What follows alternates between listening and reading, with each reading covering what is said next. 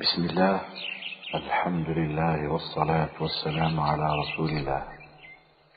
يسر تسجيلات التقوى بالجزائر أن تقدم لكم ضمن إصدارات الشيخ عبد الرحمن الهاشمي رحمه الله تعالى هذه المادة، والتي هي بعنوان من أخبار الصحابة رضي الله عنهم.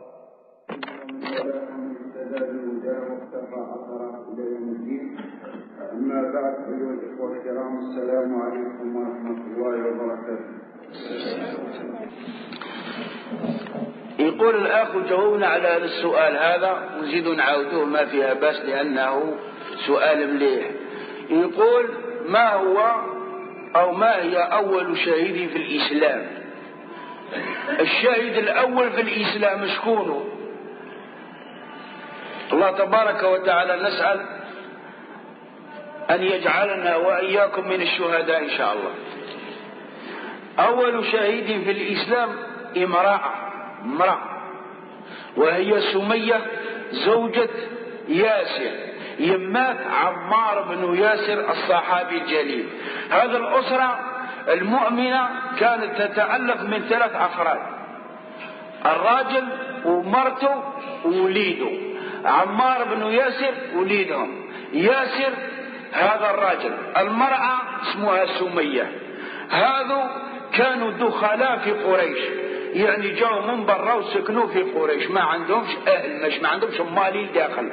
والجاهلية كانت الإنسان اللي عنده مالي وعنده أهله وعنده يعني ناس الذين يساعدونه أو مثلا يدافعون عنه الأذى، يتقونه ولا يؤذونه. والذي هو دخيل عندهم بالحلف يأذونه ويضربونه ويصدونه عن دينه. لما هذا الراجل مع مرته مع وليده دخلوا في الإسلام، ناضت لهم قريش تعذبهم العذاب الشديد. فهمنا كيف؟ أسرة كلها المؤمنة هذه. باش تشوفوا يا إخواني الكرام الناس الأوائل كيفاش كانوا إذا رسخوا في الإيمان لا تصدهم سياط العدو ولا تصدهم فتن العدو، بل يموتون على دينهم وعلى إسلامهم. بينما نحن سبقنا الزيت والسميد والقرعة وسبقنا كل شيء على ربي سبحانه. واللي يقول لك يا ودي الشيخ راه يبالغ، نقولوا هاو الجواب. ماشي الأذان يأذن وإحنا رانا دايرين السيرة على كاش حاجة، إلا من رحم ربي اللي يسمع الأذان ويجي يصلي، والباقي راه مرباع عليه هذا مور هذا. واش عندكم أزيدي؟ قال لك الصابون، ما كاش الصابون. فهمنا؟ ما كاش الزيت، رانا دايرين على الزيت، رانا دايرين على السميد، رانا كل واحد وين راه. والأذان يقول حي على الفلاح، أروح تفلح يا الآدمي المسلم. وإحنا نقولوا الفلاح هنا في المونوبري عند الزيت ولا القهوة. بينما هؤلاء الناس العذاب الشديد، والذي لا يعرف صحراء مكة ولم يعيش في صحراء مكة يتكلم. أما الذي عاش فيها 50 درجة في أيام الصيف، ويخرجوهم ويبطفوهم فرمل ويعذبوهم بالعصا وبكذا، وبعد يجيبوهم القربة تاع الماء باردة، يقولوا أكفر بمحمد وأنا نشربك الماء. يقول له لا ما نكفرش. بينما احنا كفرنا والعياذ بالله غير بالزيت والسميد وخلينا ربي ورحنا للزيت والسميد. وقلت وعلى رانا مذلولين وعلى ما نصرناش ربي على اليهود. والله ما ينصرنا ربي لليهود إلا إذا حبينا ربي وتركنا كل شيء. وإذا قدمنا حاجة على ربي والله ما ينصرنا ربي. واللي بغى يتنصر نشوفه، قال له الدنيا طويله وبعلى عثاره. أعوذ بالله من الشيطان الرجيم. والله ما ينصرنا ربي الا اذا رجعنا ليه، الا اذا حبيناه، الا اذا حبينا الرسول صلى الله عليه وسلم وحبينا الصحابه وما تبعنا حتى حاجه. اللي يبغيها ربي نديروها واللي كره ربي ما نديروها. بينما احنا رانا نعبد ربي على حساب الهوى تاعنا. لما يكون الانسان ماكل شارب منعم يدير كراع ويقابل التلفزيون ويقول لك نروح نصلوا. بينما لما يكون مشغول في حاجة يقول لك حتى نكملها. فهمنا كيف؟ احنا الدنيا فتنتنا. بينما هؤلاء الناس يعني لما آمنوا العذاب من فوقهم وما بغاوش يولوا. احنا ما عذبونا ما والو، غير شوية خبز وشوية سميد وشوية زيت تبعناهم وخلينا ربي.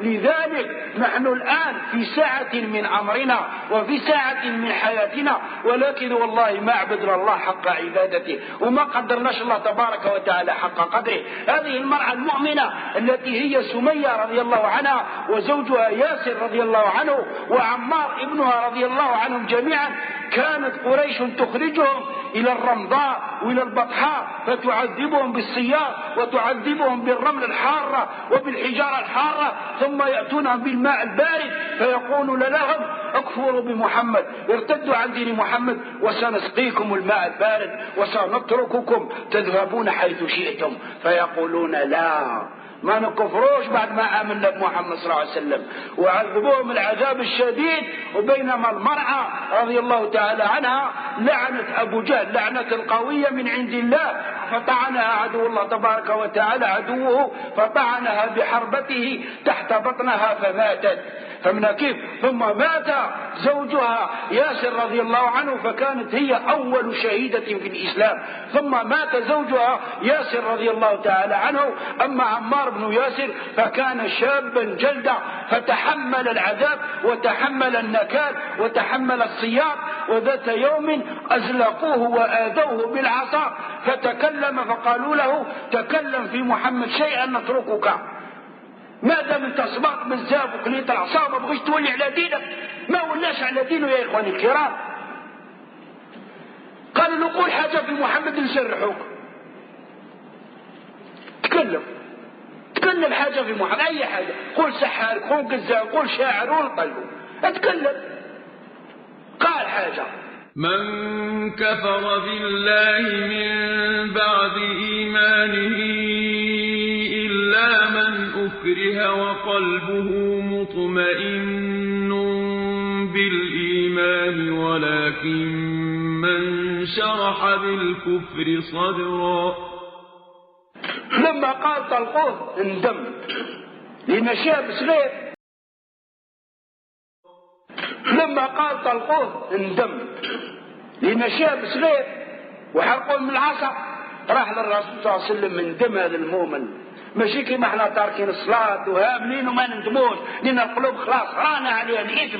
القلوب أظلمت والعياذ بالله، أصبحت لا تعرف معروفا ولا تنكر منكرا خلاص. بينما هؤلاء الناس كانت قلوبهم شفافة، قلوبهم بيضاء، قلوبهم نقية. إذا يعني وقع منه شيء، مجرد ما يقع منه شيء يندم ويرجع لله تبارك وتعالى ويبادر بالتوبة. جاء للرسول صلى الله عليه وسلم قالوا يا رسول الله والله لقد أزلقوني بالعصا وأذوني وقالوا لي قل في محمد فقلت، وأني قلت فيك يا محمد. واش قالوا الرسول صلى الله عليه وسلم؟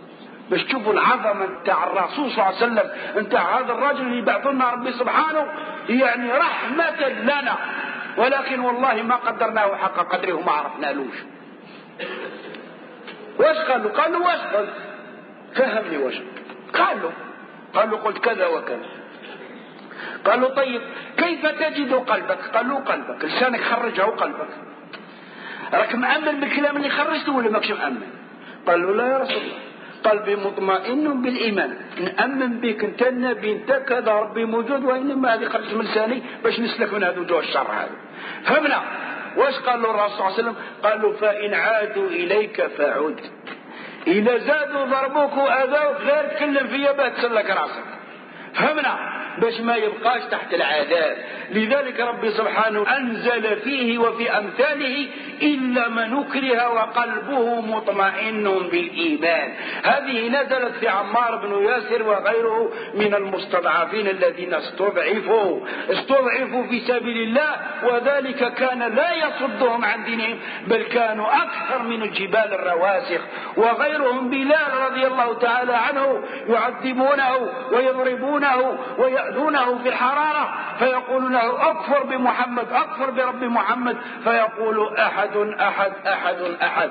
لما قالوا له ليش كنت تقول أحد أحد؟ يقول لهم والله لو كنت أعرف كلاما غيرها يؤذي كفار قريش لقلته، ولكن أنا ما نعرفش غير أحد أحد، هذيك اللي كنت نقولها، وأعظم بها من كلمة فهي رأس التوحيد. فهمنا كيف؟ أما الآن نحن في فسحة من أمرها، بلا ضيق، بلا تعب، بلا نكد، بلا عذاب، رانا مصادين على الله تبارك وتعالى. فيه اللي صاد في الشهوات، فيه اللي صاد في القبور، فيه اللي صاد في الجزانات، فيه اللي في الكهنات، فيه كل واحد فيه في الشجر في الحجر. ولكن من أصحاب الله تبارك وتعالى الذين يعبدون الله وحده لا شريك له قليل ما هم يا إخواني الكرام.